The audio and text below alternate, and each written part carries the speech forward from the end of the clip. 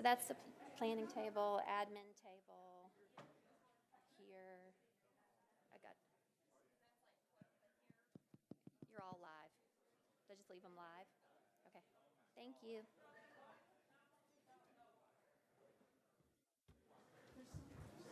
All right, folks, if you'll take your seats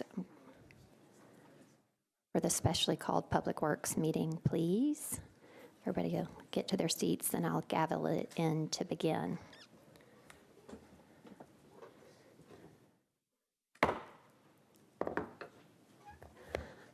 Thank you all for being here today. I'm Councilwoman Angie Henderson, serving District 34 and as the Vice Chair of the Public Works Committee. Chair Freddie O'Connell is en route to our meeting.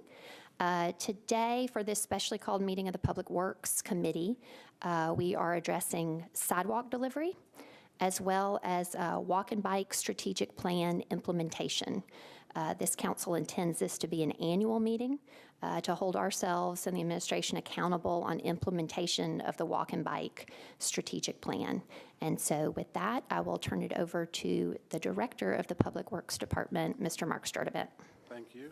I want to introduce the other people from Public Works and Planning that we have here tonight. Mark, could you please bring your microphone closer to you?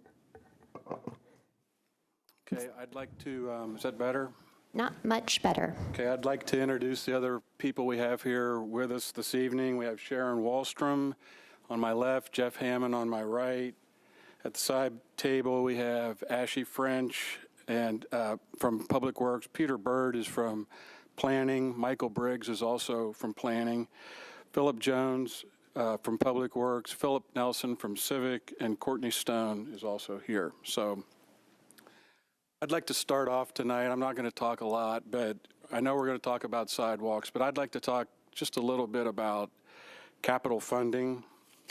And the name of this meeting was sidewalks, but it was also infrastructure delivery. And while we focus a lot on sidewalks and bikeways, and that's something that's extremely important to us, I know it is to you as well, but the infrastructure category is really broad. And so when we talk about infrastructure at Public Works, we also talk about bridges, and these are things that we're responsible for and we work on. We talk about bridges, we talk about culverts. You might be interested to know that we have 562 culverts in Davidson County that are in poor condition. They're in 32 districts, and 18 of them just have plates over them. We don't have the money to fix them. We also look at guardrails. We look at railroad crossings, roadways, potholes, sinkholes, streetlights. We work every day with NES to move streetlights. Every time, all these big projects, these construction projects that you look at, we're constantly moving streetlights. We might not move them, but we have to work with NES to coordinate that. A lot of fiber installation. We're installing fiber all over the county. It's all in the right-of-way. Small cell towers, ADA barriers in the sidewalk. These are things we work on all the time. And again, we focus on sidewalks and bikeways a lot, but these are the kinds of things that we're also working on. And the list goes on. So, and some of these areas don't really have adequate funding, and they risk falling into neglect. And these are also areas that can become safety problems for the public. So keep that in mind, and then consider that last year in the council submitted approximately 160 projects into the capital budget, and about 120 of those were for Public Works. So about 75% of those come to the Public Works Department. And then in the spending plan, we ended up funding about 10 or 12 of those. And that takes a considerable amount of funding for those projects, and it leaves less money for the items that I mentioned above. Now, that's not to say they aren't good projects. They're all good in their own way, and some of the best projects that we've done come from the council. It just means that there's less money and draws it away from other things. I also want you to consider that we ask for a lot. I think sometimes you don't think we ask for enough, but we do. When the mayor's budget process starts out, a year ago, we asked for capital. We asked for approximately $360 million worth of projects. When the spending plan was completed, we knew we wouldn't get that much, but we also want to demonstrate the need. But when the spending plan was approved, I think we were at 107. So when you take out the River North project and you take out the yards, then we're down around 80. When you take out 30 for sidewalks and 35 for paving, then we're down around 20. And then when you take out the 10 or 12 projects that we approve for the council, then there's not a lot left. And so what we end up with when we go through that process is we end up with a situation where a year ago, we got zero money for bridges. We got zero money for culverts. We got zero money for guardrails. And think about what a guardrail does. And we got zero money for traffic. In this city, in this age, we have zero money for traffic a year ago. Also think that this year, a couple of months ago, we had a really heavy couple weeks of rain. And this was at the time when TDOT had their slip on I-24 that closed the interstate up around Jolton. Well, we had a road slip also in Bellevue, and we were barely able to cobble together the necessary funds that we needed to go out and get the design done and get the road fixed, and we're still working on that. But it shows what can happen and the situation we can put ourselves in if we don't have adequate funding for the programs that we do. So I just want you to keep that in mind as we have our discussion tonight. I also don't want, I wanted to say some of this because I don't want our answer tonight for every question to be, we don't have enough money. But we do have a funding problem at Public Works. We don't expect anything in this budget, but next year we've got to work on that. So if you've got any questions on what I said, I'll be glad to answer those, or our team will. And then after that, we're going to have Jeff do a presentation on sidewalks. So. Okay, Director Sturdivant, we have a question from Council Lady Allen. Thank you, Mr. Sturdivant. I appreciate that explanation. It's helpful to see this breakdown because I'm sure you don't get many requests from council members to get culverts fixed. So that, that's clearly something that's not on our radar. So it's helpful to be reminded that that stuff is out there and that it's important. Last year when we were in October, going through the CIB process, where we were all prioritizing what, our wish list, as it were, with the hope that some of our projects would be funded and that would be in concert with the things that y'all knew needed to be done.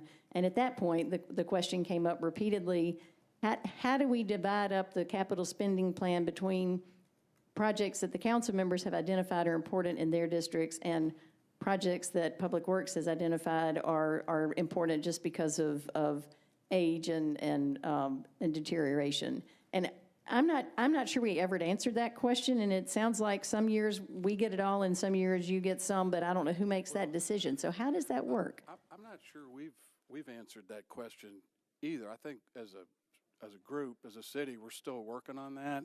And remember that we kind of changed the system just a couple years ago. And so what we do is when we get your list, the council's list of projects, first of all, we hope that there are also projects that we have kind of on our radar. And sometimes we get lucky, and they are. We've also usually got a list of things that we just really need to work on. Like a good example would be the intersection at 51st and Centennial with the development out there, and there's some oil refineries and a railroad tracks, and we've just got this bottleneck of cars and oil trucks and a kind of an awkward intersection. And fortunately, that was a project that was also a priority for the council member there, and so we were able to do that. Otherwise, we just work with the mayor's office and the council members themselves and try to come up with a list. We kind of have to match that up with the funding that's available. But I'd also like to say that since we went to kind of this new system, and I'm not complaining about this, but Public Works probably has less input in what goes into the CIB than we used to. I think it's more driven by the planning department. And again, I'm not complaining about that. It's just a different system. And I guess that goes back to sort of, us working together to try to figure out what that prioritization looks like, and how we deal with this question that nobody has ever answered yet, which is acknowledging there are some things that don't really get owned by any council member, but y'all clearly have as a priority, and just trying to figure out how to get those in line in an equitable way so that you don't end up with nothing, which clearly seems like not a good idea. Yeah, and sometimes we work like for several months or even a year with a council member on a project. We did that with Councilman Swope recently, the last year and a half or so, on a project that he wants to do in his district. So, and that's common also. And that's a project that, as we worked with him, that became a priority, and we saw the need for that, and it's one that we wanted to fund. So some people work with us, some people work with the mayor's office or planning. They can come up the priority list in a lot of different ways. So, Council Lady Allen, building on your question, and I think something, Director Sturdivant, that has come up in Public Works Committee quite often is we have had a lot of intention and transparency around sidewalk prioritization, right? So it's very public-facing how we determine proximity to school, proximity to transit, collector, arterial, all the hierarchies that come into that decision. But I think to build on what Council Lady Allen said, we don't likewise have the same transparency on the prioritization of intersections or, our impossible crossings or crosswalks, or, I think we all as council members know intersections that are dangerous or crosswalks that are problematic, but, sometimes those smaller projects don't really make it into the CIB. And so I think, we've looked at having traffic calming, having its own line item in the CSP. Can you speak to the importance, just from a transparency and an accountability standpoint, of likewise having a CSP line item and prioritization process for unsafe crossings or intersections? I have been concerned in the past that we have these bigger buckets that are, in my view, a little too slushy, that we're not being transparent about how we prioritize them, right? So we talk about roadways or intersections, and then I have not felt that we are making those intersection decisions based on lethality or, again, very kind of public, transparent reasoning.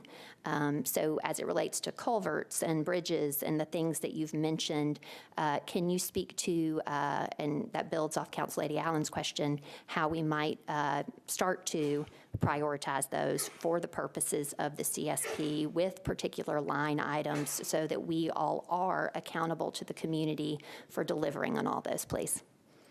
Okay, well, I'm going to let Jeff expand on what I say, particularly about intersections, but we would love to have an intersection line.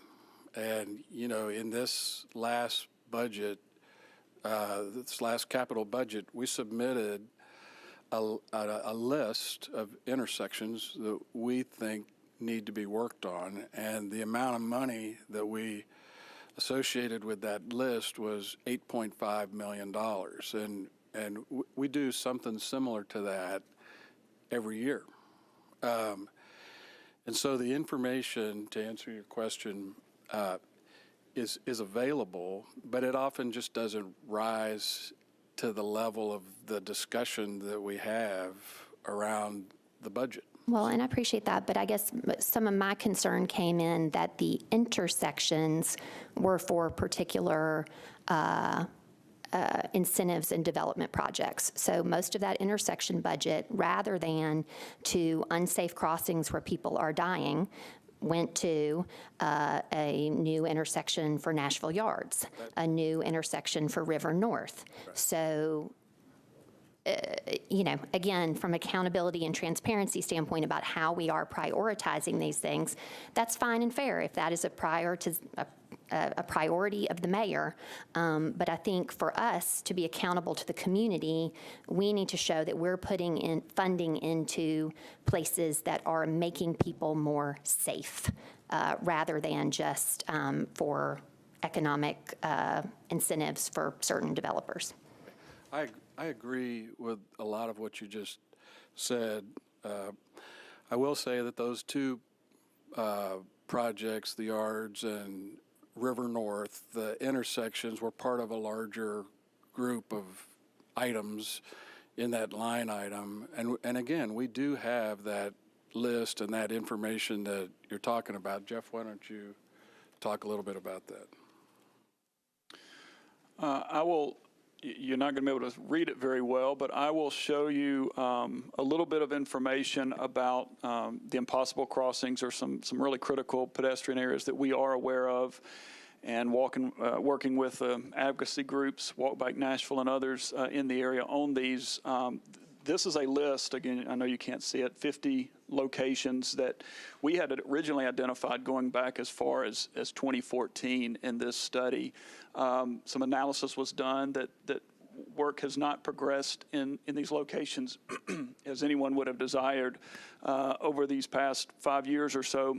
On the far right column, though, is the work that we do have funded projects on. Largely that's because of TDOT. A lot of these routes are state routes, and so they are using federal safety dollars, and so we are able to address 30 of the 48. 2 of those are outside of Metro's limits, but of those 48, we are addressing projects in 30 of those locations. Getting to the prioritization about how we would, without state or federal funds, if we're just using local dollars to address these, you're right, it is competing with a lot of other needs that we use discretion when we're trying to divvy up those limited traffic dollars. That's the same bucket of money that pavement markings comes out of, that traffic calming comes out of, that other critical safety needs that we think are all very important come out of. And so it does become just an effort to try and look at all of the needs and prioritize those. And as Mr. Sturdivant said, that is something that we are focused on to try to formulate in some way. We have done that with traffic calming, as you all gave us $1.5 million last year. You've seen that we've taken that and come up with a very quantitative way to spread that money out for the highest needs that we feel like in the county. So we would do the same thing with this. What we hope doesn't happen, we love safety money, and if we're given money and earmarked toward pedestrian safety, that's terrific, and we'll go to this list or others and get to work.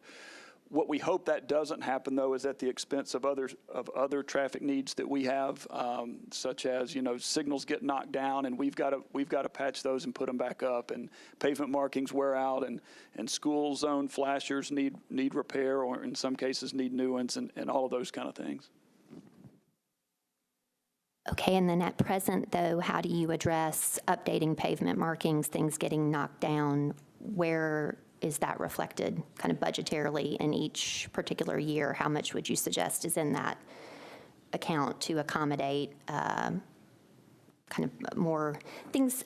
I think what I sense is slipping through the cracks sometimes in talking to colleagues is we just need a crosswalk striped here on a neighborhood street.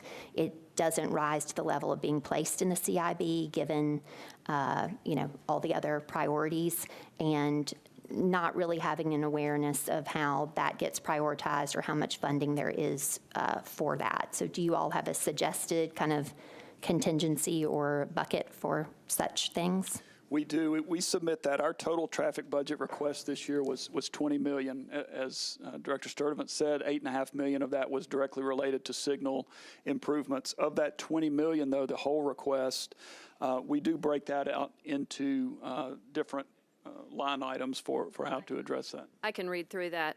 So we asked for 20 million, 8.5 was for signal construction and timing.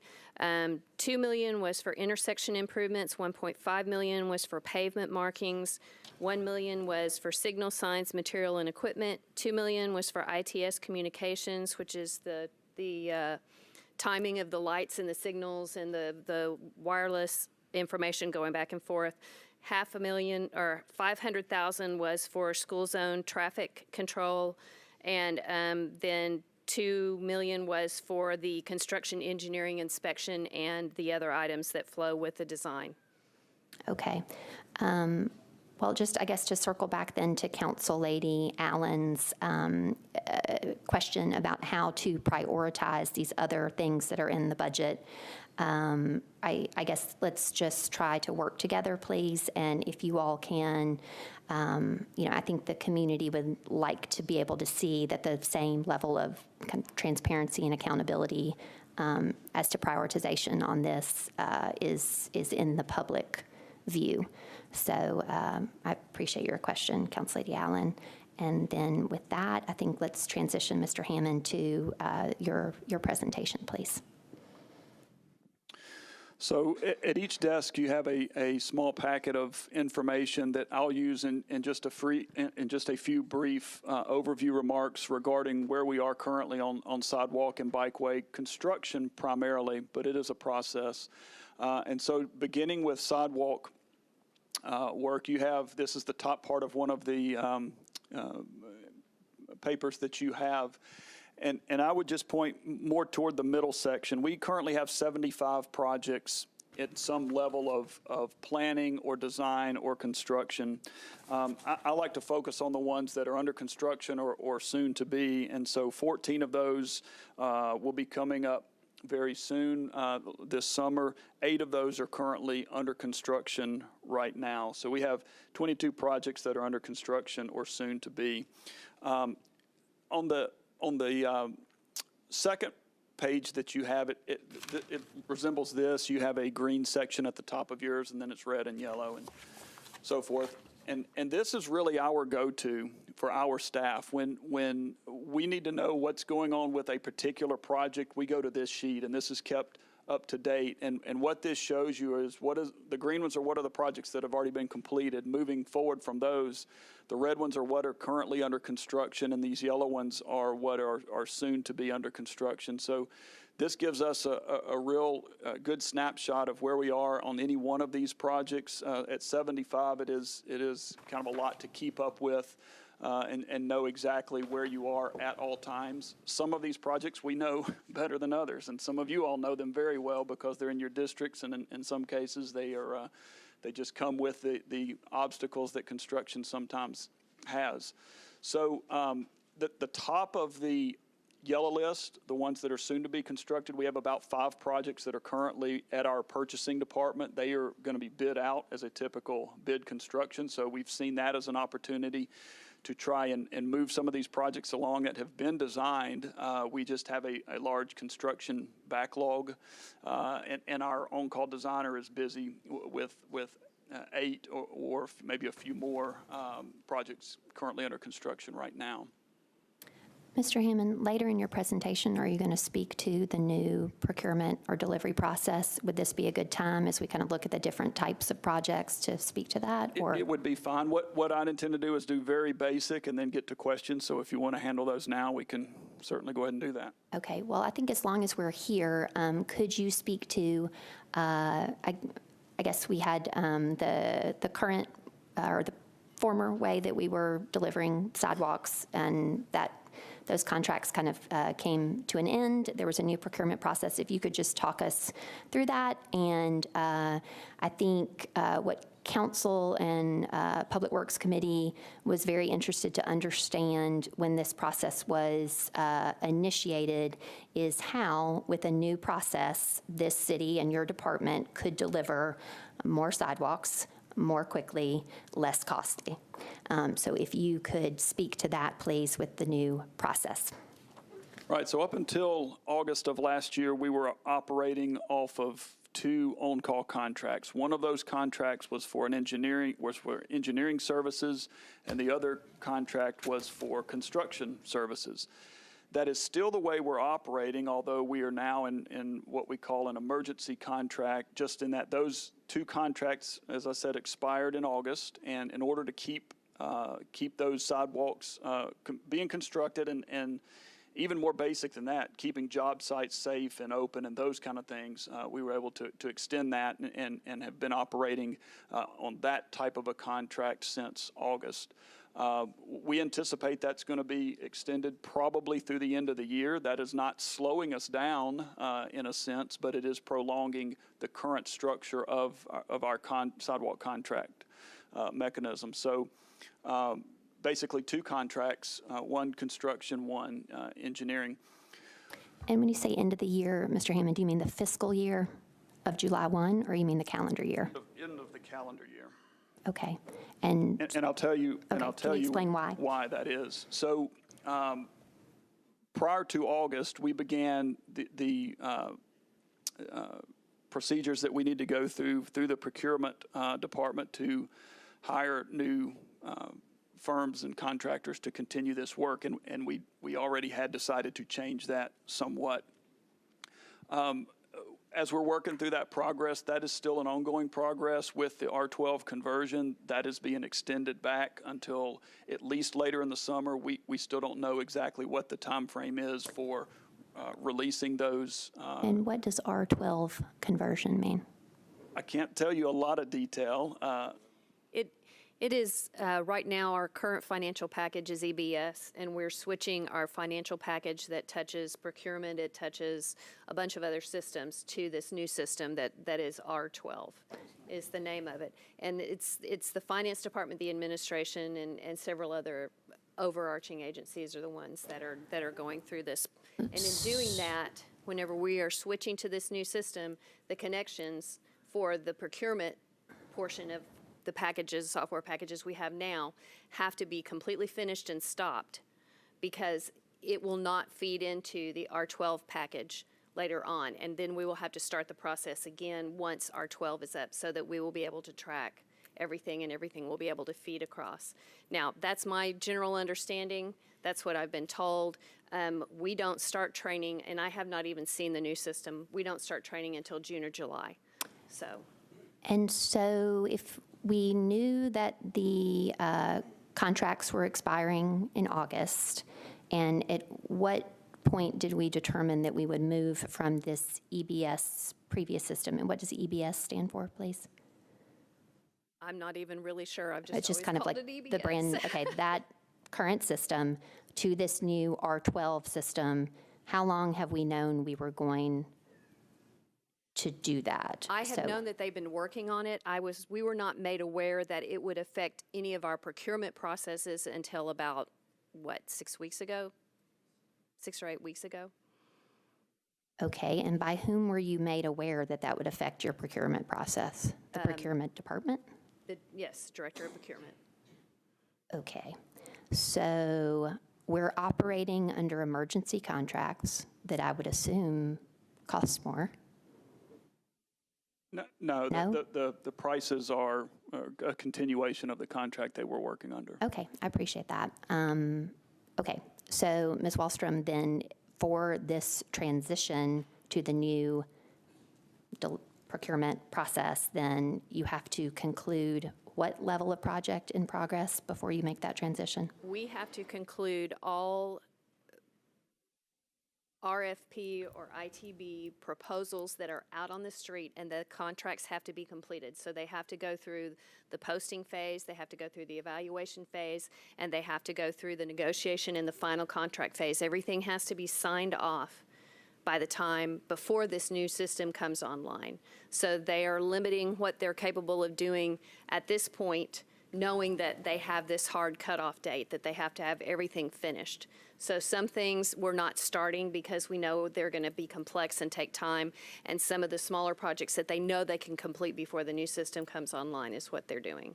Okay, and so in the midst of everything that you were dealing with a terminating contract, a new procurement process, a pause on the procurement process due to some concerns from the mayor's office, then 6 weeks ago, you also found out that the whole pipeline and how you administer all this is affected by your transition to a new procurement software.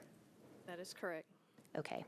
Well, I don't think we necessarily need to hash out all those details here in this hearing, but if we could kind of talk about the implications of that as far as how many projects are affected by that and where offline, that would be good, I believe. Okay. Thank you, Mr. Hammond. Please continue. Trying to remember where I was. Let's see. Let me step back and talk a little bit of the bigger picture about our sidewalk progress. That was a snapshot, 75 projects in some form of development. About 22 of those are at or near construction. But at a more broad level, one of the things that you all have asked, and we think is really important too, is to know and communicate better how we track our progress. And the best way we know how to do that is just to think about how many feet of sidewalk have we been able to build every year. So we are currently in our third consecutive year of $30 million worth of funding. And so as time progresses, and the first year, you know, it's a lot of planning and getting up to speed and kind of getting the machine tooled up. And each progressive year, we're able to turn out more and more sidewalks. So at $30 million a year, this is a pretty unscientific way to measure this, but it kind of makes sense. Our estimates, and we can get into this later if you like, our planning level estimate is about $1,000 per foot, linear foot of sidewalk. And so at $30 million a year, you have to know that we take about a third of that right off the top and dedicate it to repairs and other types of non-capital sidewalk projects. So we're left with $20 million. And so we assume that we should be able to build about 20,000 linear feet of sidewalk per year. And so we're tracking based on that goal. That's that green dotted line that you see where it says annual program goal. That's sitting at 20,000 linear feet. It's about 3 3/4 miles every year. First year we got that money at 2017, we were only able to complete about 4,000 feet of sidewalk. The second year, which was 2018, we were at about 16,000 more feet. This year, we were on track to complete a little over 33,000 feet of sidewalk. So you can tell we're catching up, and this year we will exceed that goal and exceed it significantly to make up for some of the past 2 years that we did not meet that goal. So that's the way we are looking at it. You know, we don't have years and years and years of data and funding like we might in a paving program or something like that to be able to track it more closely. But for what we have, we think this is a pretty good, pretty common sense way to track our progress in that. So I just wanted to provide that to you about where we are. So, Jeff, let me stop you right there. I think that's a really helpful picture for those 3 years in terms of overall progress. And obviously, you know, the world has changed a little bit this term too with sidewalk policy, although that typically, you know, steers clear of public works. I know when we all took office, and I'm kind of looking at this sidewalk program, how do we distinguish between those projects that were kind of announced as part of that first $15 million dollop of funding and kind of the per council district allocation that was maybe separate from the walk and bike program? Are you referring to ones we built at school locations? No, I'm referring to $15 million that was specifically allocated in the very first fiscal year of this term that Mayor Berry announced from right where Mark is sitting in the first council meeting of the term. And each of us got letters kind of anticipating. I know, for instance, looking at this list, I'm pretty sure from the MPW sidewalk program, May 2019, that the Herman Street sidewalk in District 19 is from that initial list. Yeah, I'm not clear on a different funding source of a $15 million versus if that's different than what we've received in our capital sidewalk funding. I will say that we are still identifying projects in every council district. So when we get a year's worth of funding, what we try to do is identify 35 projects from around the county. But what we are trying to get away from a little bit is tracking each project by the year we got funding. Right. It gets pretty convoluted, and these projects stretch over multiple years, and so it gets really hard to continue to track that one for one. No, I guess for me, yeah, go ahead, Mark. Try to help if I can. This was before I was at Public Works, but when the mayor made that announcement, they collected up a lot of sidewalk projects that just hadn't been built yet. Right. That were identified but hadn't been built yet. And then the funding for that was old funding that had been left over from a Projects that ran under, Right. and it was in all different kinds of departments and all different kinds of funds across Metro. And so they just cleaned out, 20,000 here and so, $500,000 there and so I collected think, it. I'm sorry. And so I think what the mayor and others were trying to do was, it was clear that everybody wanted a robust new sidewalk program, but there was also the recognition that it was going to take a while Sure. to get it started. And so this, the funding and those projects that you're referring to were kind of a means to jumpstart the program until the funding and the projects that Jeff's referring to could start to happen, if that helps. Yeah, I guess, right, I know this piece, for instance, is tracking against walk and bike, and I know that allocation was made prior to the existence and kind of final approval of walk and bike, and I just, I'm trying to sort out, to your point about maybe separating from the year in which a project was funded. I know I had some questions, for instance, about Herman Street, which is, yeah, it's a nice to have in District 19, but it was really tough at that time, for instance, to get clear answers on how it was related to the strategic plan that predated walk and bike. And so I just want to make sure that as we tabulate this curve, that it is projects that are really consistent with walk and bike and maybe not weird little singleton things that kind of stood apart. Right. That's correct, Councilman. This is limited to strictly walk and bike projects. Okay, thanks. I think that's all I have on sidewalks. If you want to take other questions on sidewalks, we can stay there. And are you doing do you have a bigger piece on walk and bike generally, or is this kind of it for materials for today? Well, I have similar type of information for bikeways, but Okay. As far as an overview, that's it. Got it, okay. I think, Mr. Hammond, I think the only thing outstanding prior to taking some colleagues' questions specific to sidewalks before we move on to bikeways would be and I think we kind of got off there when we were talking about the ESR conversion to R12 and so forth, but the new procurement process, right? So you were previously operating under two contracts, a kind of design management engineering contract and a single contract to kind of pour the concrete and construct. And so now you all have compiled a different process.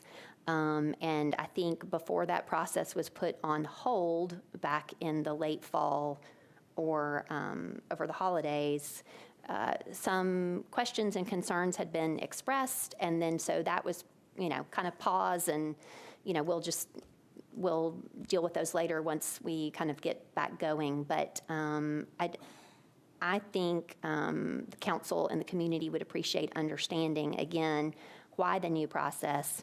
I think from our perspective, a new process was needed to deliver, again, more sidewalks more quickly, less costly.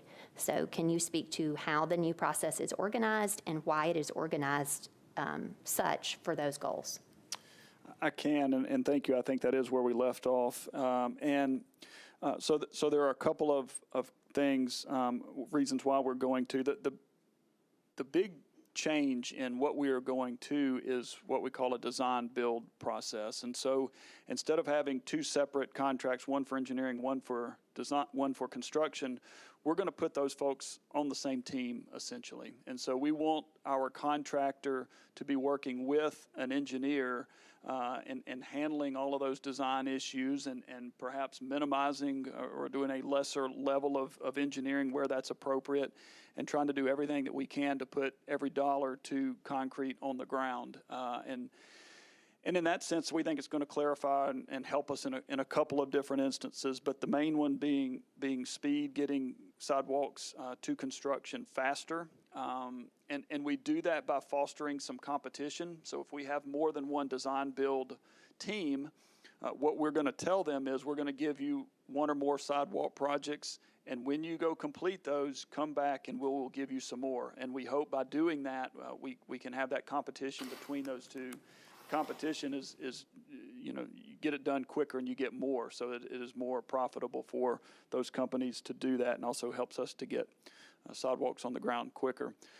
It's pretty self-explanatory that getting more than one contractor on board will just help us in our horsepower to be able to get projects turned out quicker. So that change to a design build is the big change as opposed to just an on-call contractor. But we also do have another contract we plan to let that is limited to sidewalk repairs. And so what we want to do is focus on small business and DBEs for that contract, and also then splitting out construction, engineering, and inspection as its own contract. So we're kind of decentralizing this and spreading some of this work around multiple firms and multiple contractors as opposed to consolidating all in two. So, Mr. Hammond, I remain confused. So we've talked about this quite a lot, and so I see what you're saying as it relates to design build.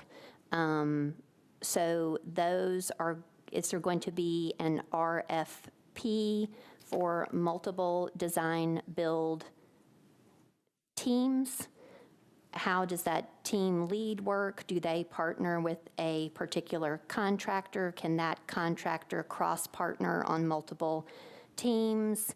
And why a separate contract for just repairs? Is that also the contract for kind of the small projects, right? The little strategic wins, the shorter projects, the projects that are on metro land where we don't have to require right-of-way. I had understood that would be a separate piece, that it was not specific just to repairs, but it was strategic small projects.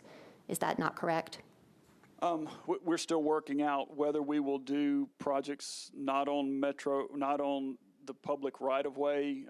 It still might be public property, but not on the roadway right-of-way. Those would be like schools and parks. We have not made any determination whether we will continue to do those at all, much less how we would contract those out. We continue to have those discussions. Same thing for our GAP program. They're good projects. They make sense.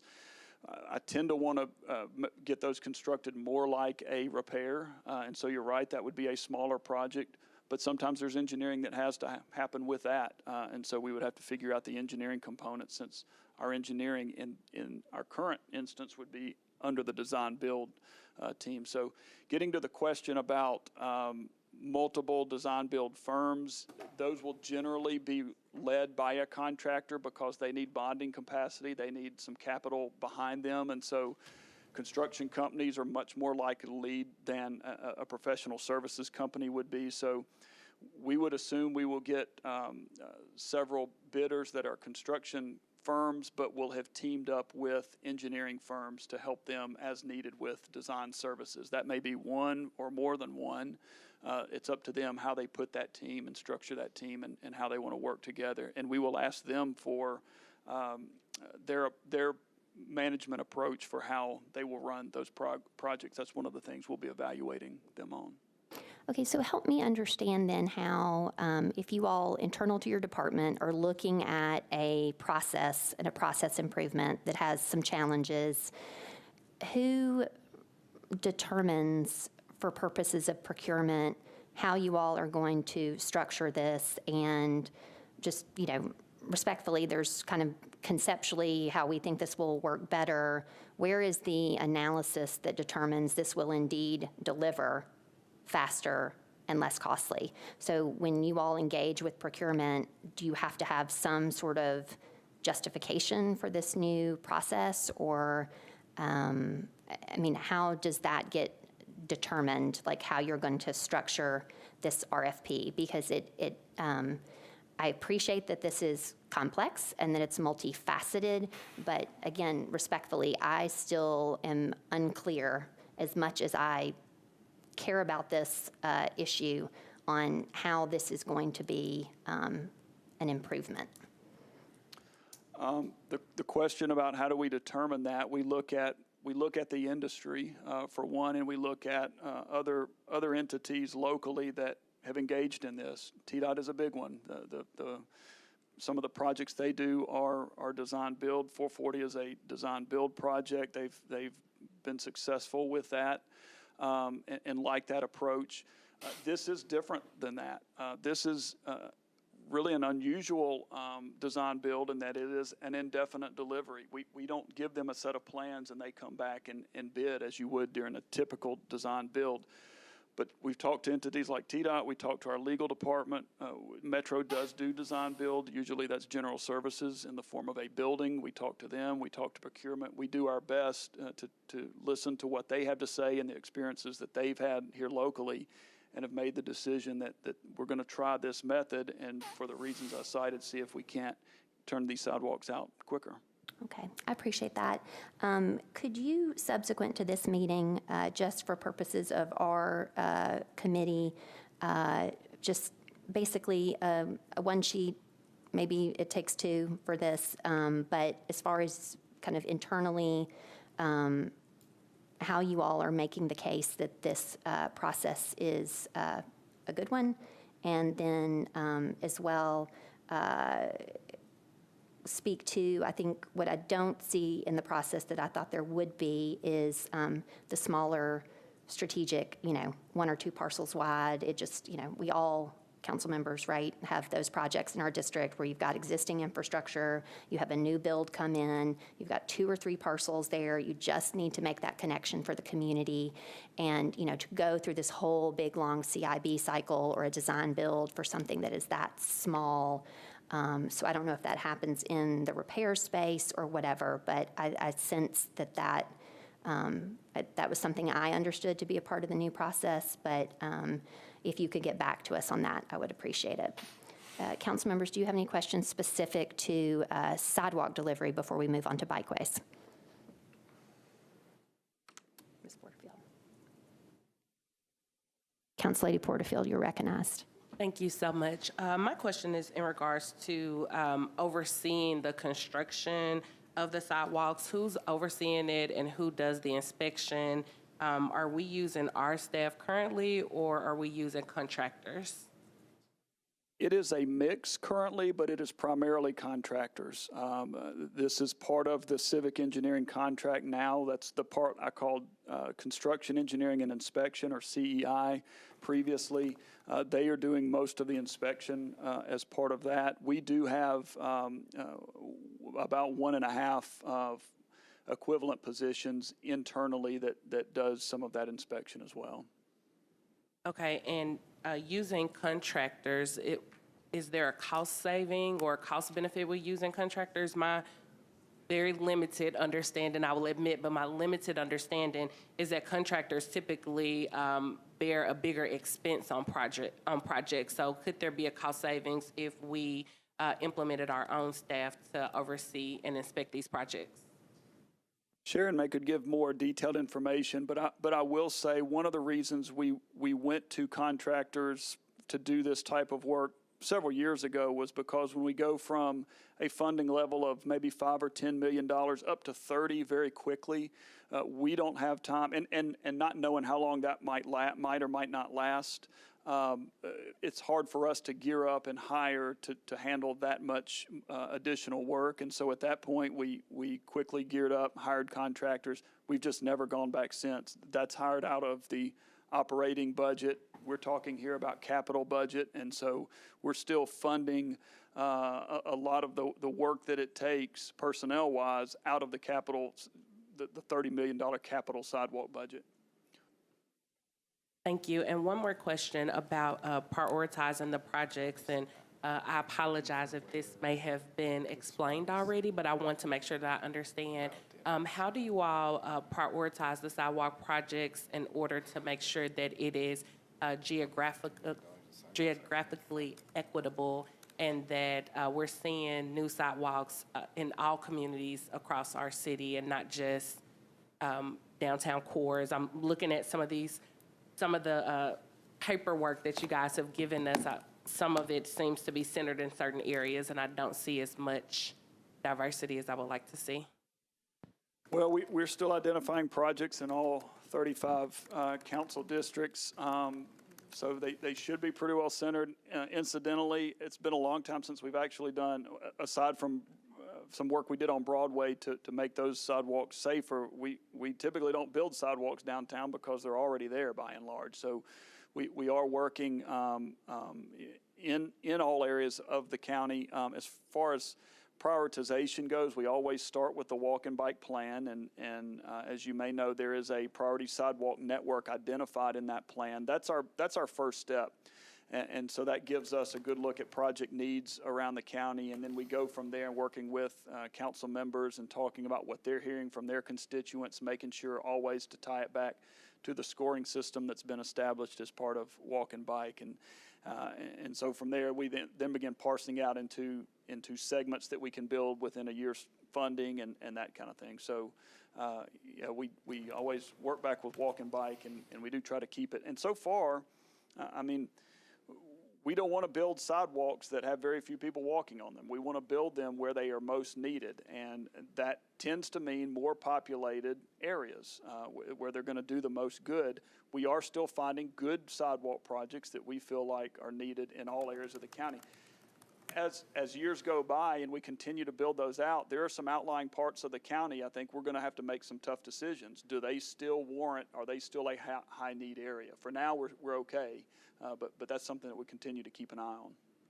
And do we, and I think Councilmember Henderson touched on this some as well, do we consider things like fatalities and pedestrians being hit, pedestrians almost being hit? I believe we discussed that a little bit in one of our previous meetings. So are those some of the things that are being considered as well? They are. There are four main categories that we prioritize, and safety and the presence of crashes is one of those. We call that Vision Zero.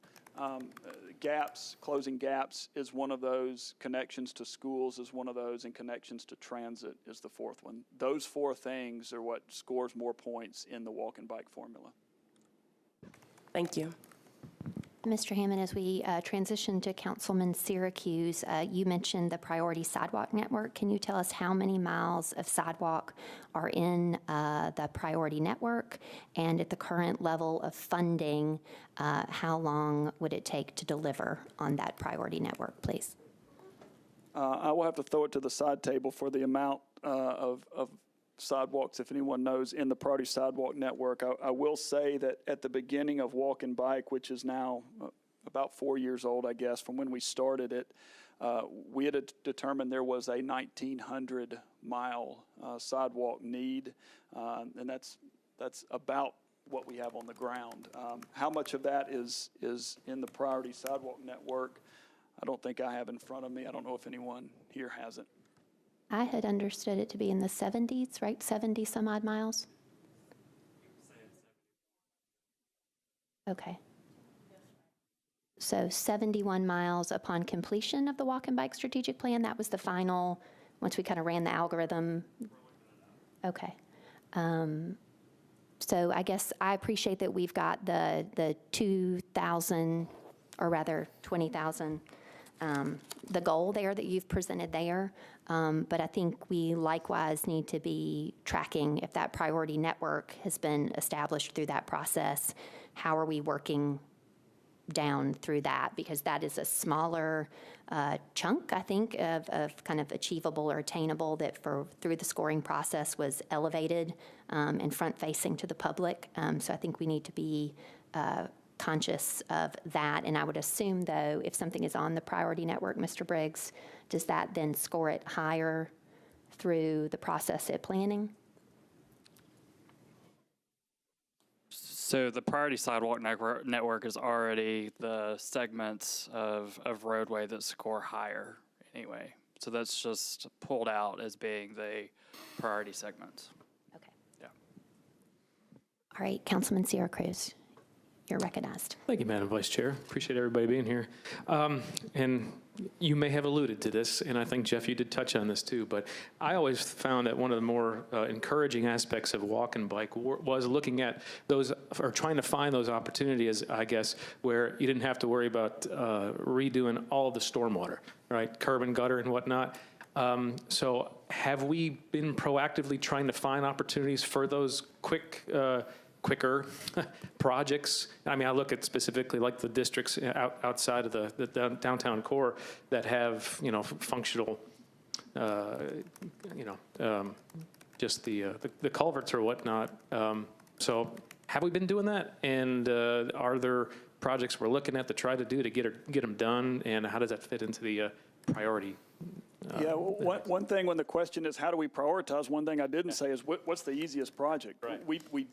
We don't typically look at, what's the easiest project we could go out there and be doing. And we've had discussions internally and a lot with Metro Water, because our coordination with them drives a big part of the cost of this as well, which is to say when you guys are ready to go out and replace a water line or whatever activity they may have going, should we not look at that as an opportunity to go in and build sidewalks as well? The downside to that is, while it is efficient, we may not be building the most needed sidewalks. So we can do the easier ones, but we may be missing out on some real critical needs. Walk and bike focused on the needs. It didn't look at, in those 4 parts of the scoring, cost and ease and speed of construction and lower impacts. That's not in there. So we're building projects that we think have the highest need, but that may not be necessarily the easiest things to build. So I set myself up for the follow-up question. was that, are we finding now that walk and bike has been implemented, was that really a pragmatic strategy that we put in there, is to try to do that, or is that something maybe we should revisit? Well, I think we can second guess it and look at it a lot of different ways. I don't think the approach is a bad one. It is expensive, and it probably means we don't get as much sidewalk on the ground as quickly. On the flip side, we get what we think are very high quality, very needed sidewalk projects. We will continue to evaluate that, though, and see is there not more of a middle ground to where we're still finding good projects, and maybe we can do that more efficiently, working with partners as part of work that's going to be ongoing anyway. So, let me add something too. I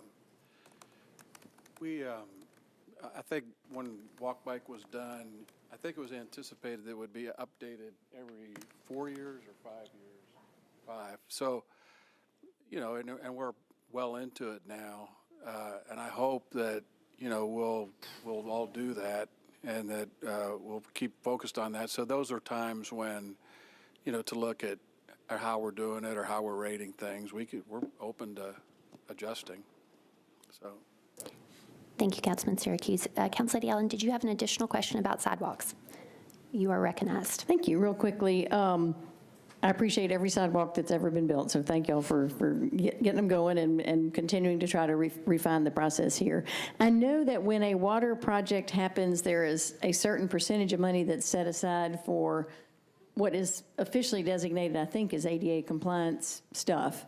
And often that, in the past, if there's not a discussion, that can be just, making the ramps the latest and greatest design or whatever, or changing the tilt of a sidewalk. And in a couple of times, I've had the opportunity to join in that conversation and say, well, maybe just filling in a gap would be a better ADA, compliance measure than slightly changing the tilt or whatever. Are we able to maybe be more deliberate in talking through how that ADA portion of the water project money can be spent so that it can be more in line with creating more sidewalks? On occasion, we can. You had a very large water upgrade in your district, so when that 20% funding gets applied, it becomes a significant amount of money, and so then you can do a gap project or something larger than that. Most of the time, though, when we take 20% of that cost and apply it, as the ordinance says, to sidewalk construction, we're not left with very much, and so we are kind of left with upgrading some curb ramps or doing more minor work. Still good, necessary work, but not to the extent of building a whole new sidewalk. I think we do have some flexibility.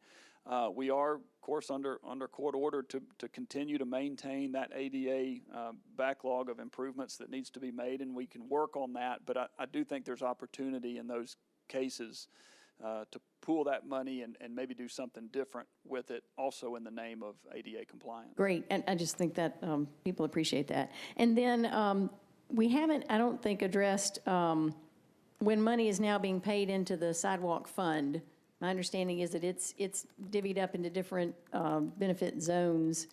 How does that figure into this $30 million bucket? I'm assuming that's on top of it, and how does that get allocated? Whenever the money's collected, it is collected by zone, and that money is spent inside that zone on current existing projects. So it supplements the amount that we had planned on spending, and if it helps us underrun the project, then that money can be moved to the next available project. So it just makes that 30 million get spread farther. That's great. Okay, and then one final question. We have worked hard to develop really good standards so that we've got a nice big green strip and a nice wide sidewalk, but sometimes that is counter to tree preservation and or historic rock wall preservation and stuff like that. Are we able to build in enough flexibility that, when doing it the perfect way makes it harder to get it done, that we can make adjustments there? We think so, and working with Mr. Briggs and the planning department, who we meet weekly and look at variance issues like that all the time. They've been very good at certainly they understand the big picture, and so we back off those standards regularly when it makes sense. If we need to get around trees or narrow because of trees and then widen back out, we certainly do try to take a practical view at some of the bigger objectives that we're faced with as well, Okay. and as well as costs. And Councilor Allen, if I may, for the sidewalk legislation update, we have had good internal dialogue with planning and public works the legislation anticipated alternative design just for those reasons, right, where we can deviate from the major and collector street plan standard.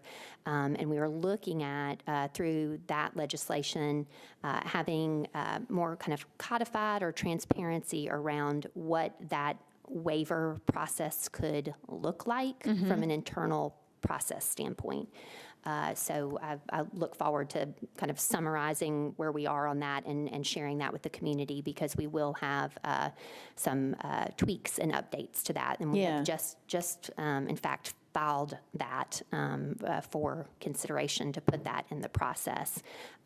So, Ms. Wallstrom, in responding to Council Lady Allen's question, you mentioned the 16 pedestrian benefit zones and that, funding applied to bigger projects. That makes me mindful to kind of circle back, though. I think what I'm hearing from the community and colleagues, it builds on what Councilman Syracuse said, more of these smaller strategic projects, right? These small connections, because I think, those funds on the whole in each year, how much have we garnered in each year through contribution in lieu of sidewalk construction per the new legislation? I sent those numbers back to Courtney, and I don't have them right now, but. Okay.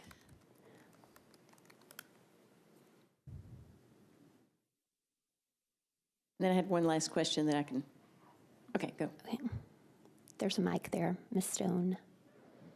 So in fiscal year 18, it was a little over $3 million, and in fiscal year 19, it was $2.9 million. Okay, so Fiscal year 19 to May 19th this year. up to May 19th. So effectively, colleagues, the legislation is delivering $3 million, which is about 10% of our capital budget through contribution in lieu triggered by the sidewalk construction. So I appreciate that. And then final question, back to sort of the personnel and the different ways we're divvying up responsibilities. Community engagement will be handled by the Public Works Department or the contractor, or how do you anticipate that would work? There will always be Public Works staff as part of that, but when it comes to going to a neighborhood and explaining the ins and outs, I mean, there's two people that know their front yards, and that's the people that live there and hopefully our engineers. And so when we go, I'm always impressed at the work that's done, and we know every tree and rock, it seems, that they want to talk about. So we will always rely on some of that as part of those meetings to be able to be helpful when we go to a public meeting. Right, because that part is really important, I think, to work through that process. So just making sure it's somebody that can speak with authority and knowledge is really important. Okay, I'm through. Thank you. Thank you, Council Lady. Councilman Withers, do you have a question related to sidewalks? Okay. You're recognized.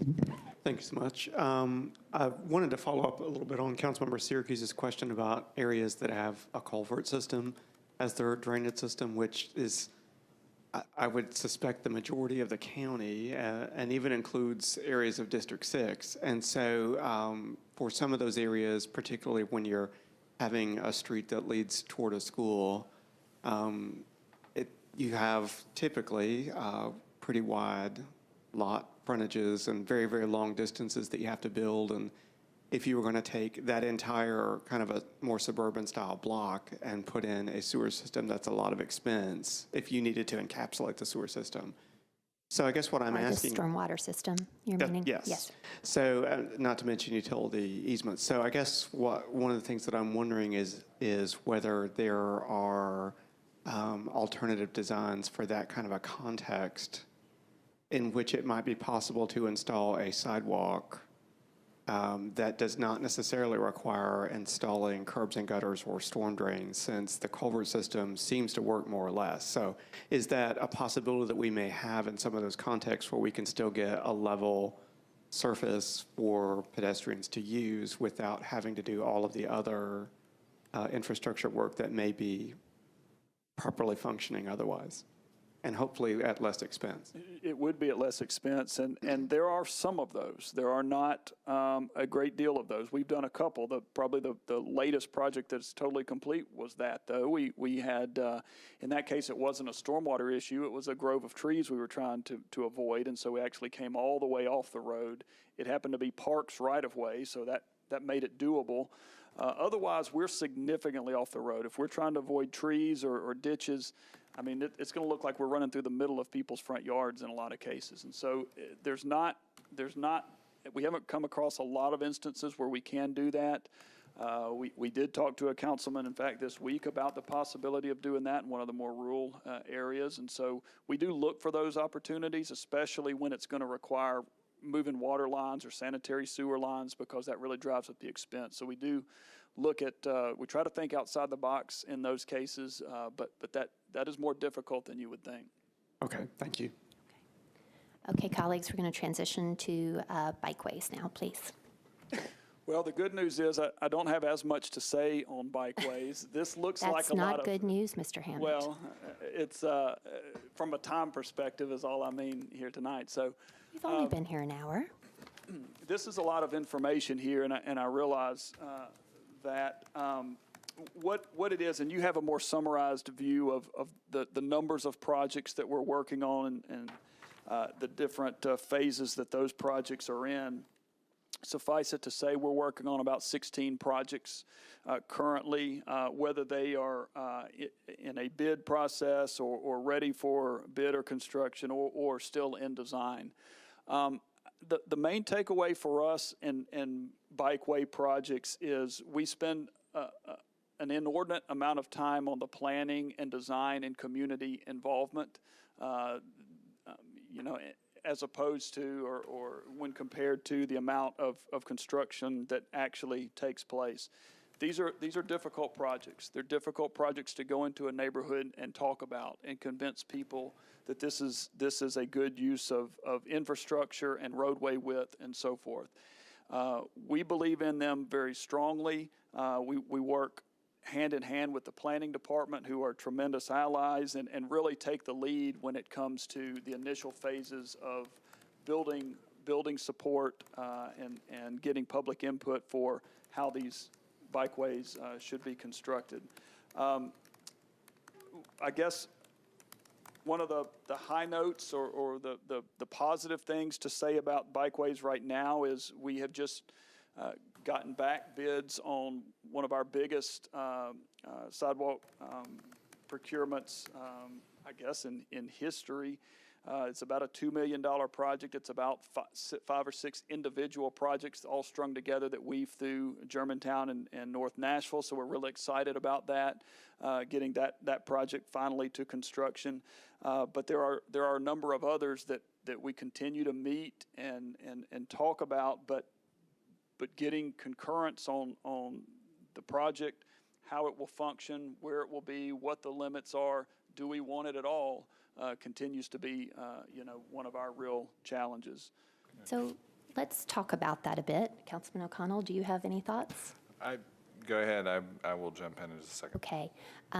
So I guess I have sensed from the community that there is some concern about how much energy we are putting into any particular segment, right? And community engagement is absolutely important.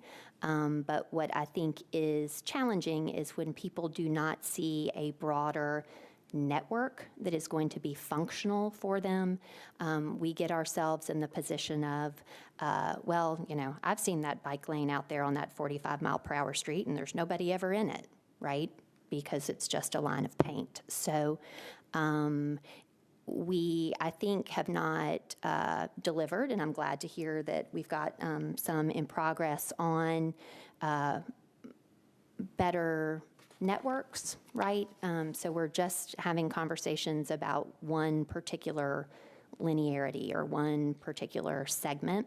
So I appreciate what we're doing here in Germantown and North Nashville for a more interconnected network that people can kind of see and use, all ages, all abilities. But can you speak to the core bikeable network, which, as it relates to the Walk and Bike Strategic Plan, I understand was a deliverable from Alta Consulting through the Walk and Bike Strategic Plan, and where we are on the implementation of that core network, please? Well, I just put up a map that shows how the projects that we are proposing to continue forward with and that we continue to design and move forward up to the construction phase, how that fits into the existing street network. I mean, we continue to try to build this out. Sometimes we will take a street that may have been in walk and bike as a bike facility, and it may shift a street or two. And I think that was by design as these discussions come up, or maybe it's part of a paving project or whatever, we try to implement these as efficiently as possible. So we do continue to try to build out that core network. We have gotten away from putting bike lanes in because we can put bike lanes in, if you know what I mean. And it was so opportunistic. It was just easy to do. We've gotten away from that. We wanted to always tie back into the larger network. That may not mean we're strictly focusing on downtown and moving out. We do continue to do projects in more outlying areas, but generally because it does tie back into an existing network. And if not that, at least a good destination. It ties to a park or something like that. And so one of the things that we've really used to expand our reach in the bikeway arena, and it has yet to be realized in the form of a project yet, but the neighborway concept continues to have pretty good level of support when we go into neighborhoods and talk to neighbors about the neighborway concept and what its intent is and what it will look like on the ground. So we look forward to actually implementing a few of those this year. I'll leave it at that. So how many neighborways are you going to implement, and are they isolated internal to neighborhoods? Or, I think we all hear our community saying, whether it's share the road for walking or share the road for biking, with traffic calming, with our impending neighborhood street speed limit reduction to 25, that people are feeling okay, not always, depending, walking or biking internal to their neighborhood. Everyone's challenge is getting out of their neighborhood, right? Getting across the collector, getting out on the arterial to actually go somewhere like school or the park or the store. So I think neighborways are really low-hanging fruit and low cost, but how much of our current network is protected infrastructure, and what are our goals in that regard? So again, tying back, this being about walk and bike strategic plan implementation, if we say we have a 71-mile sidewalk priority network, what is the priority network for protected bikeways?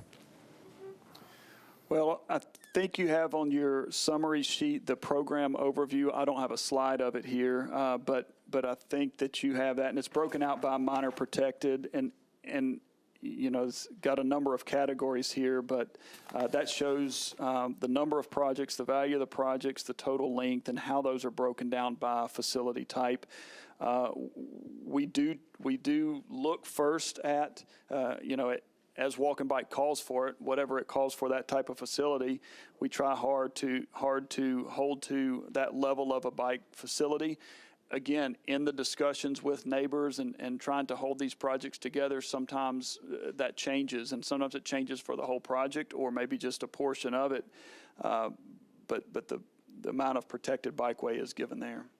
So I want to follow up on that, because I'm not seeing on the map on the screen right now anything about the downtown bikeways project. And I guess my concern here is, I appreciate the neighborways, and maybe this is an opposite form of Councilmember Porterfield's question from earlier, is that we have almost no safe access to the urban core and almost no connectedness within the urban core. There is a downtown bikeways project that is currently on hold, and I'd like to understand that status better, but I think I'm sitting here 4 years deep into a term where we knew, and we've seen this as our civic leaders have gone from city to city and looked at urban core after urban core. We've got thousands of jobs coming into downtown whose employers and employees are looking for more modes so that their workforces can live closer to downtown, possibly in the urban core, and navigate without needing a car. And we're not doing anything to facilitate that. 4 years hence, I'd hope we're not looking at this same map, and I'd love some confidence from your department that that will be the case. I'd ask Peter Bird from Planning to talk specifically about that project and the planning effort that's gone on into that. I will say about this map, it's not on this map because we have not dedicated any construction funding to it. That's what these show. These are projects that we're committed to building. That one is just not far enough along to begin to dedicate funding and show it on this map. And Mr. Bird can answer, but what amount of funding would need to be dedicated to build out the core bikeable network as presented by ALTA in the Walk and Bike Strategic Plan? So I'll say first of all that the recommendations for facility types in the walk and bike plan reflect that all ages and abilities, recommendations from NACTO, from a number of design guidelines, with the focus being on having facilities that everyone is comfortable riding on, whether you're, it's me with my 3-year-old or it's someone who hasn't been on a bike in 20 years, something where the level of protection is reflective on the kind of street that it's on. So all of the recommendations that we begin working from, that is the goal for all of those facilities.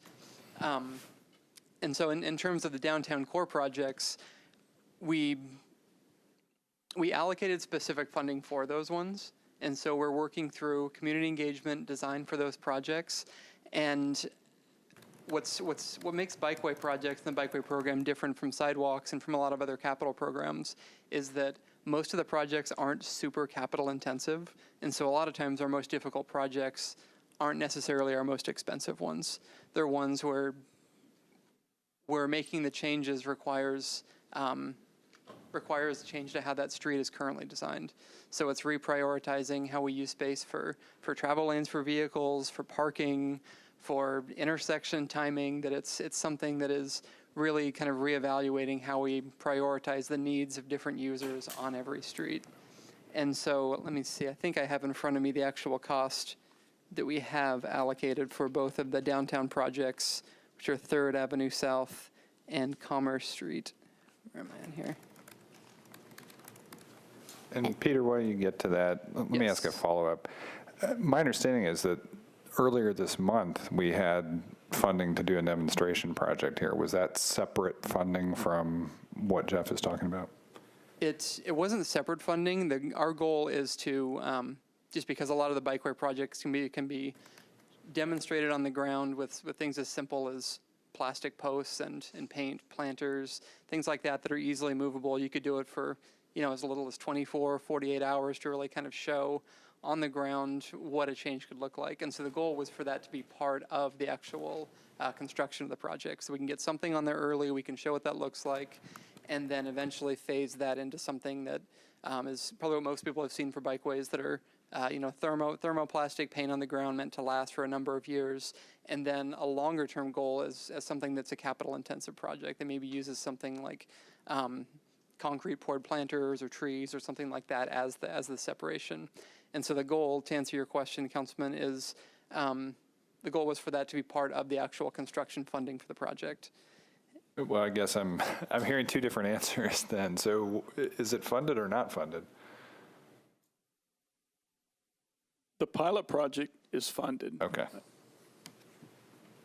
If we got clearance today to go do a pilot project, we would love to be out there working on it. And who do you get clearance from? Well, it's a process, and we work with business owners and the community, and have to build that case in order to do that. We don't just go in there and change it overnight. We want to do some level of community involvement.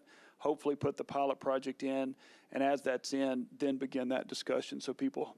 It's visceral. It's there on the ground. They can see it and experience, and we hope appreciate what it is that project is trying to do, but have our discussions as it's on the ground as opposed to before anything happens. Can I ask about the reverse of that process then? Because my sense is that it is much easier to prevent a project like that from even reaching demonstration phase than it is to reach the demonstration phase, and I'd love to understand that better. Right, like why don't you lead with the pilot demonstration phase, which is a pilot, and then you can have the conversations after that once it's on the ground? I can answer a little bit, and I did find the cost for the respective projects. So for 3rd Avenue, the overall cost, including design and construction, is $227,000. And for Commerce Street was $150,000. So comparatively, it's less money than we have on a number of other bikeway projects. Right, so I will remind colleagues in the community, the return on investment for bikeways is immense. We're just talking about a few $100,000 comparatively to sidewalks. So. In answer to the question on kind of the decision-making on a project, I think candidly that's a gap we have. I think it's been a little bit nebulous, kind of who is that authority, who do we present that one to? So far, a lot of it has happened at the staff level, which has been problematic. It's something that makes it difficult for us to go into the community and say what the end result of a project is going to be, with something that doesn't have a lot of opportunity for a, I guess, public hearing as part of that decision-making process. That we have community engagement leading up to it, but the final decision-making piece of it, I think, could use a little bit more transparency, candidly. I appreciate that. So from an org chart perspective, we know that Mr. Byrd is doing great work in partnering with you all, and that there's a lot of good planning work happening. But as far as, from a managing that program and the decision-making authority to move forward with a pilot, what, Director Sturdivant, do you think would be a good organizational structure to make more definitive decisions and more progress in this space? Well, is the question how to make decisions or how to get projects approved, or maybe both?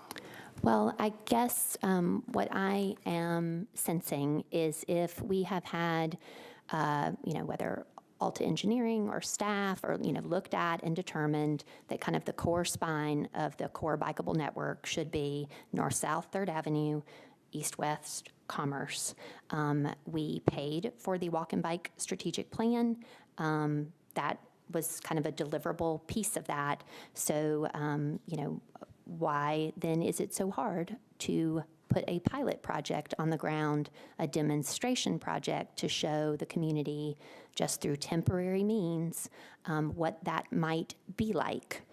Who has the final decision-making authority? If we are funding a specific line item into bikeways, and the councilmen and the community and staff seem to understand that this is something that's going to happen, respectfully, why are we letting particular individuals along the path of said bikeway stop it from happening? Well, we try to work with everyone. I mean, we work with the planning department, we work with the mayor's office, we work with the council member, and we also work with the community. And so it's going to be a different situation with every project, but certainly anytime you get downtown, that all seems to be amplified. So in this case, we were looking for consensus. You're not going to get 100% consensus, we know that, but the amount of opposition that came out was, I don't know if it was surprising, but it was significant. And so and in this case, we probably yielded more to planning than we have on some of the others, but each case is going to be a little different.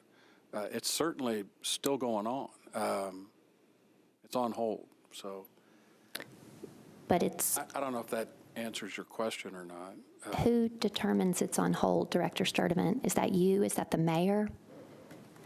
Well, like I said, we kind of yielded to the planning department on this, and I think. So Director Kemp determined that this project should not move forward? I mean, I don't know if there was one person that decided that. I think it was a group of people, and I think, Councilman, you worked more with planning on this one than you did with Public Works, so we were glad to assist or help in any way that we could, but it was kind of, it seemed like the dialogue was with you and the planning department. All right, well, I think any of these complicated processes are instructive, and I know each project has its unique challenges, but I think it would be beneficial to all parts of our community, whether downtown or suburban or otherwise, if we could get more pilots on the ground. They are temporary. Nobody needs to, get too bent out of shape over them. And then our community can engage with them more, right? I think we see every year when we have an open streets event, still just one of those. Hopefully we can do more of those. But what does everybody who participates in an open streets say about it, right? All ages, all abilities, they love it. We should do this more often. So delivering bikeways similarly, whether through pilot or a finite time frame or whatever, I think it would be good if we had a more clear process on how we are making those determinations. And, you know, in the end, somebody's going to have to stick their neck out and have political will to do these things. So I just would ask that we all continue to figure that out. And I appreciate the collaboration that's ongoing, but we think you sense my and Councilman O'Connell's frustration as chair and vice chair of the Public Works Committee that we have not delivered more bikeable infrastructure, because we are looking at this handout here in 2018, 2019. We are only delivering 8 miles of bikeable infrastructure, and I don't see protected broken out, but that is less than the 8 total miles. Do we know how much protected bikeways we've delivered, Mr. Byrd? So protected bike lanes are the ones that are major on there, just based on walk and bike has major separated for protected bike lanes, minor separated. And can you for add, buffers. do you have an added total of that? I'm just looking at it, 2, 2, 2, 6. So the total that we have on the ground right now it's not protected because we're waiting on some delineators for one specific project, Riverside Drive. But with the projects in North Nashville and in Germantown that I believe Jeff, or Director Sturdivant, mentioned, of those, about half of them are going to be protected bike lanes, just kind of based on the context of the streets. And how many miles will that be? That will be about about just under 2 miles of protected bike lanes and a little over 4 miles total for the projects. 2 miles of protected bike lanes. How many road miles do we have in Davidson County, Mr. Hammond? I believe it's about 4,500 lane miles. Okay, so we have 4,500 lane miles in this county for cars. And we have how many miles of protected bike lanes on the ground in Davidson County today, protected? That number. We don't have that number in front of us, but of the projects, including the ones that we are signing contracts for construction in the coming months, it's 2 miles. So 2 miles in addition to the protected bike lane mileage we have on the ground, which I don't have in front of me. Okay, would it be fair to say we have 20 miles of protected bike lanes in I Nashville? think we have less than 20. We have less than 20 miles. Okay. Alrighty, clearly we have some work to do in that space. Colleagues, any questions about bikeways in particular? Councilman Withers, you're recognized. Thank you. This really isn't so much of a question as a comment, but I appreciate Peter referencing that for Riverside Drive, that the community supported a bike lane reconfiguration. However, the community wanted some highly specialized delineators that we are waiting on, and I know Councilmember Davis asks about that on a very regular basis. So that will be protected. But one of the things that's different about Riverside Drive, even for streets in East Nashville, is that Riverside Drive was originally a double lane in 2 directions, and so there actually was the road width, the pavement width, that would support the one travel lane in each direction, plus the bikeways with a delineator in that. And that is kind of what we lack a lot of in Nashville versus a lot of our peer cities. I would say to Louisville or Indianapolis, and I've got family in Indianapolis, and downtown Indianapolis, a street will be 6 or 7 lanes wide, all of them being one way. And so in that sort of a context, it's very easy to give up a lane or 2 for protected bike lanes, but here we just don't have that lane width all the time. And that context is a real struggle. So sometimes just ask folks to kind of keep that in mind. But you had referenced, folks feeling safer within their neighborhoods and not so much getting out of the neighborhoods. And I genuinely agree with that. You will see on the list that I'm working on putting together a stakeholder group for a network of neighborways in the East Nashville area. It's a compact area, but it's 4 separate neighborhoods. It's a very dense neighborhood. It actually does have sidewalks, and in some cases even has stop signs. But what I hear from my constituents, even in areas that have always stop signs on every single block, is that they still do not feel safe necessarily walking or biking in those neighborhoods because there still are speeding issues sometimes getting across. And so what I really appreciate about the staff working with me on this is that rather than looking at it, I mean, sometimes we still do look at putting an all-way stop at a particular intersection, but that does tend to shift it or move it. So what I appreciate is that we're able to use this network to sort of look at, you know, for those longer streets which tend to attract the cut-through traffic, even in those communities, that we're going to look at some traffic calming things that may make it safer for all users. And I think for some of those, I think that's pretty common for the urban core neighborhoods in particular that do have a grid system. The nice thing about a grid system is that it does lead to traffic dispersal possibilities.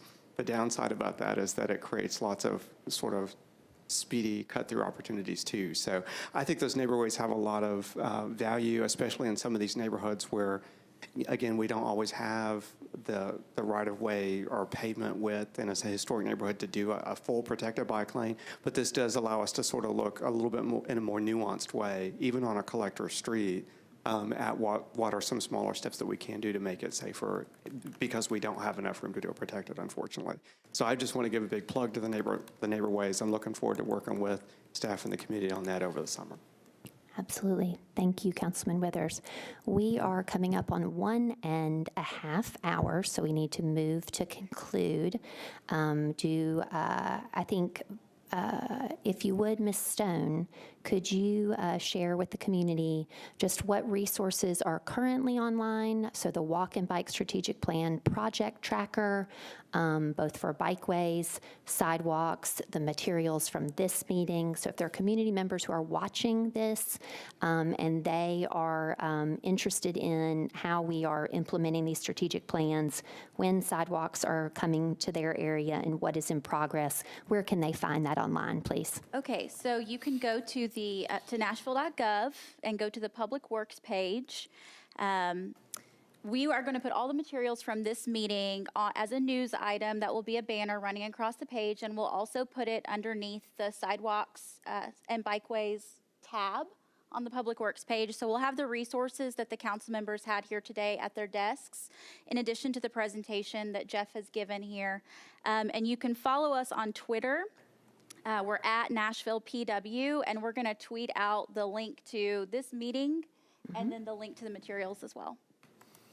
Okay, colleagues, seeing no other questions, Chair O'Connell, is there anything you'd like to add by way of conclusion?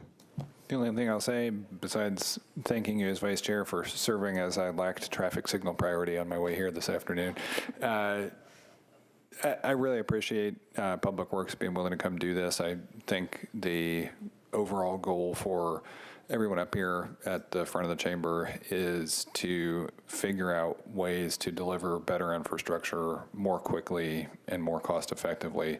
We've clearly faced some challenges along the road in that effort so far, and I hope that exploring some of these issues together will give us opportunities to do so more effectively in the future. So thanks, everyone. And with that, we are concluded. Thank you.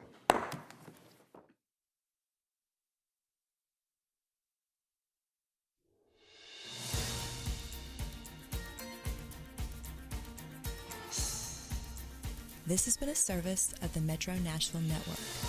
If you would like to see this presentation again, or for more information about this and other programs, visit nashville.org.